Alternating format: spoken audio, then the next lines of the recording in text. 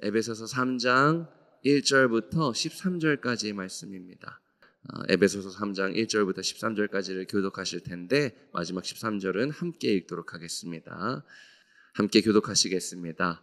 이러므로 그리스도 예수의 일로 너희 이방인을 위하여 갇힌 자 된 나 바울이 말하거니와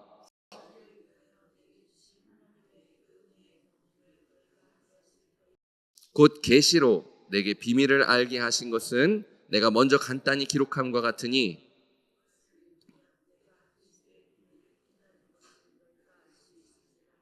이제 그의 거룩한 사도들과 선지자들에게 성령으로 나타내신 것 같이 다른 세대에서는 사람의 아들들에게 알리지 아니하셨으니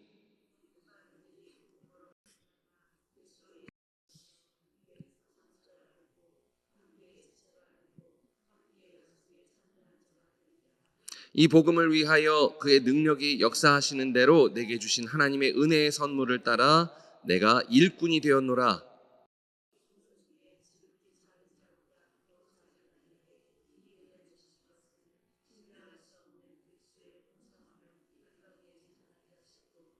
영원부터 만물을 창조하신 하나님 속에 감추어졌던 비밀의 경륜이 어떠한 것을 드러내게 하려 하심이라.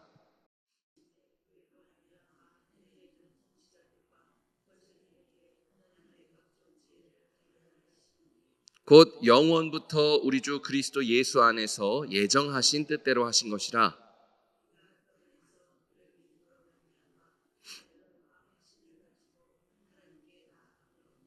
같이 읽겠습니다. 시작. 그러므로 너희에게 구하노니 너희를 위한 나의 여러 환난에 대하여 낙심하지 말라.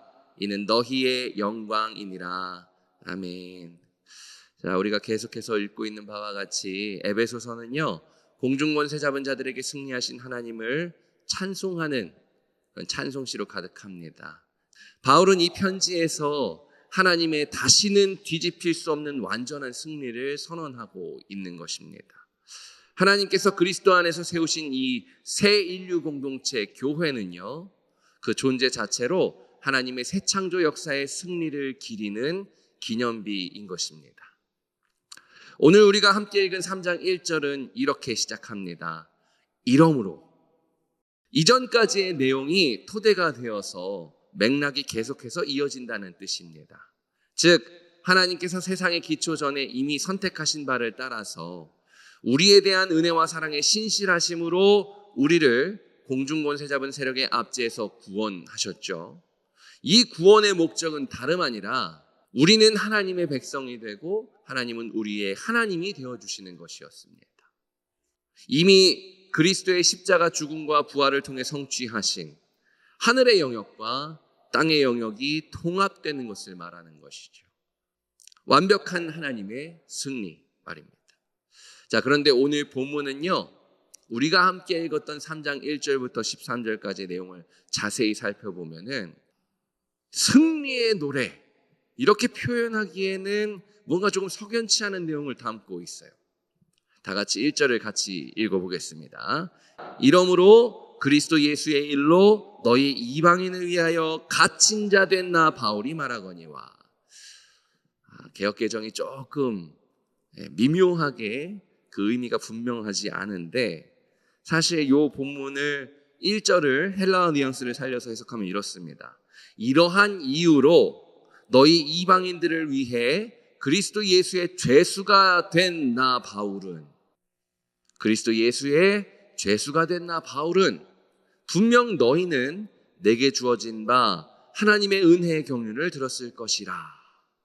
자, 여기서 석연치 않은 부분이 바로 어디냐면은 그리스도 예수의 죄수가 되었다 하는 것입니다. 갇힌 바 되었다라고 번역이 된 그 부분이에요. 분명 바울은 지금까지 이어졌던 내용들을 통해서 하나님께서 그리스도 안에서 공중권세 잡은 세력에게 승리하셨음을 선포합니다. 지속적으로 선포하고 있어요. 그런데 이상하게도 분명 하나님께서 완벽하게 승리하셨음에도 불구하고 예수님께서 사도로 공식적으로 임명하신 바울은 현재 죄수가 되어 투옥되어 있는 상태인 겁니다. 표면적으로는 하나님께서 승리하시기는커녕 오히려 공중권세 잡은 세력이 승리를 거둔 것으로 보이는 것이죠. 도대체 이게 어떻게 된 일일까요? 예전에 몇 번 말씀드린 적이 있었는데요. 고대 시대에는요, 신이 나라를 통치하고 있다고 생각했던 신정 통치의 시대였어요. 이러한 고대 시대의 관점으로 현재 감옥에 투옥되어 있는 바울의 상태를 생각해 본다면은 오히려 로마의 신들이 하나님보다 더욱 강한 존재인 것을 의미하는 겁니다. 바울이 투옥되어 있는 지금 현재 상태가요. 아니 여러분, 도대체 어떻게 바울이 예수님께서 이미 승리하셨다고 선언한 그 공중권세 잡은 세력의 손아귀에 있냐는 말입니다. 승리했다면서요. 그 승리하신 예수님께서 공식적으로 사도로 세우신 그 바울이 예수님이 승리하셨는데 왜 감옥에 투옥되어 있냐 이 말입니다. 눈에 보이는 그대로의 현상은 여전히 공중권세 잡은 세력이 지배권을 가지고 있다는 것을 보여주는 거잖아요. 즉 승리를 거둔 것은 공중권세 잡은 세력이며 바울을 투옥된 상태로 계속 잡아두고 있는 것도 공중권세 잡은 세력이라고 생각하기 십상인 것입니다. 우리가 함께 읽었던 오늘 본문은 1절부터 시작해서 13절로 끝나는 하나의 단락입니다. 이 내용을 정리하면 다음과 같아요. 바울은 편지를 통해서 에베소 교회의 성도들에게 이렇게 얘기를 합니다. 나는 너희를 위하여 그리스도 예수의 죄수가 되었다. 그리고는 자신의 환난 때문에 낙심하지 말라고 당부하셔.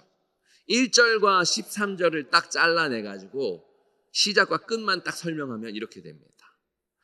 그렇다면 여러분 1절과 13절 사이에는요, 바울이 그리스도께서 승리하신 그 공중권세 잡은 세력에게 붙들린 것이 어떻게 실수나 실패가 아닌지, 또는 승리했는데 감옥에 투옥되어 있다는 이 역설적인 상황을 통해서 이것이 어떻게 하나님께서 성취하신 승리인지를 담고 있을 것입니다. 바울이 주장하는 투옥된 현재의 상태는요, 오히려 바울이 반드시 있어야 하는 그 자리에 딱 맞게 있다고 얘기를 합니다. 성경에는 하나님의 능력이 우리의 연약함 가운데, 부족함 가운데 더욱 강하게 드러나신다는 이해가 있는데요. 그 대표적인 사례가 바로 십자가에 달려 죽으시고 부활하신 예수 그리스도시죠. 예수님은 십자가 위에서 수치스럽고 굴욕적인 죽음을 당함으로써, 그런데 놀랍게도 그 방식으로 공중권세 잡은 세력을 굴복시키셨습니다. 도무지 이해가 되지 않는 방식인 거예요. 세상에서는 미련하다고 여기는 방식인 거죠. 야, 어떻게 그렇게 저주를 받는 방식으로 뜻을 이루냐, 조롱당하고 멸시를 당하는 방식으로 어떻게 뜻을 이루냐, 그런 미련한 것이 어딨냐, 이런 방식으로 지금 예수님이 만유의 왕이 되신 거예요. 상식으로는 도저히 우리가 가늠할 수 없는 그런 하나님 나라의 지혜인 것이죠.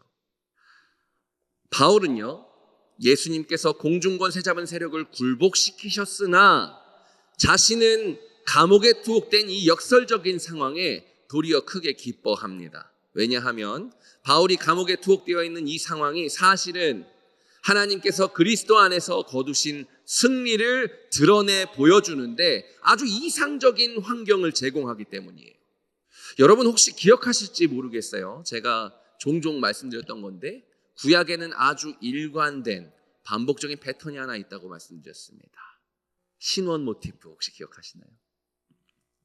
바울이 감옥에 투옥된 이유는요, 자신의 연약함 가운데 하나님의 능력이 더욱 강하게 드러나게 되기 때문이었습니다. 바울이 저주를 받아서도 아니고요, 하나님이 로마의 신들에게 패배하셔서도 아니고, 오히려 그렇게 바울이 감옥에 투옥된 상태가 하나님의 영광이 드러나는 아주 최적의 상태였다는 얘기입니다. 연약할 때에 바울을 통해 선포된 복음으로 하나님은 새 창조의 역사로 실현하신 새 인류 공동체 교회를 세우십니다. 그 교회 중 하나가 바로 에베소 교회인 거예요. 앞서 말씀드렸듯이 이 교회들은 모두 하나님께서 승리하셨다는 표지요, 기념비이기 때문에 하나님께서 교회를 세우실 때마다 그 놀라운 역사는 우리의 능력이나 노력의 대가로서 주어지는 것이 아님을 우리는 분명하게 알 수 있는 것입니다. 아무 육체도 하나님의 이 놀라운 지혜 앞에서 그 어떤 것으로도 자랑할 수가 없는 거예요. 그렇게 함으로써 우리가 하나님께 전적으로 의지하게 하시는 하나님의 놀라운 지혜인 것입니다. 순식간에 사라져버리는 우리의 육신, 이 육신에 담겨져 있는 연약하디 연약한 작디 작은 그런 능력, 그 하찮은 능력에 기대지 말고 하나님께 기대게 하시는 하나님의 방식이었던 거예요. 따라서 여러분, 이러한 연약함 가운데 바울이 마치 공중권세 잡은 세력이 승리한 것처럼 감옥에 투옥된 것은 언젠가 하나님께서 반드시 그 억울함을 풀어주시는 때가 이르면 하나님 나라에 격렬하게 저항하며 바울을 옥에 가둘 수밖에 없었던 그 공중권세 잡은 세력에게 갚으실 것이기 때문입니다. 우리가 우리의 능력과 노력으로 갚는 것이 아니라 하나님께서 갚으시는 겁니다. 그렇기 때문에 여러분, 바울은 13절에서 너희 곧 교회를 위해 바울이 겪는 여러 환난의 소식을 듣고 마치 하나님의 뜻이 저지되거나 거센 저항에 무너지는 것처럼 여겨 낙심하지 말라고 권면하는 거예요. 내가 감옥에 투입된 것 때문에 너희는 낙심하지 말라 얘기하는 겁니다. 하나님의 뜻이 좌절된 것도 아니요, 하나님께서 로마의 신들에게 지신 것도 아니요, 오히려 놀랍게도 이러한 방식으로 하나님께서 하나님의 영광을 나타내신다는 겁니다. 그리고 그것이야말로 너희에게 참된 영광이 된다는 거예요. 성경은 언제나 우리에게 분명하게 증언합니다. 이렇게 분명하게 표현했어요. 증언합니다. 별 볼 일 없는 목동인 다윗이 골리앗 앞에서 너는 칼과 단창으로 내 앞에 서겠지만 나는 나의 하나님 여호와의 이름을 의지하여 내 앞에 서노라. 잠언과 같은 지혜 문헌들도요, 여호와께 피하는 자가 복이 있도다 라든지 여호와를 의지하는 것이 지혜의 근본이다 라든지 자기 백성을 전적으로 책임지시는 하나님의 은혜에 전적으로 의존하여 살아가는 삶이야말로 우리에게 진정한 생명의 삶, 참 생명의 삶이라고 말하는 것이죠. 그것이 우리에게 구약부터 신약의 끝까지 일관되게 증언하고 있는 성경의 가르침입니다. 오늘도 우리는 새로이 선물 받은 오늘 하루를 주님을 전적으로 의지하며 살아가기를 소망합니다. 그리하여 설령 우리가 억울한 상황에 처하더라도 마치 하나님이 아니라 공중권세 잡은 세력이 승리한 것처럼 보이더라도 우리의 그 연약함 가운데 더욱 강하게 드러나셔서 오히려 그 약함 속에서 새 창조의 역사로 탄생한 새 인류 공동체 교회를 세우시는 여러분 한 사람 한 사람, 우리 모두가 다 교회이지 않습니까? 그렇게 여러분들도 하나님의 교회로 세워진 겁니다.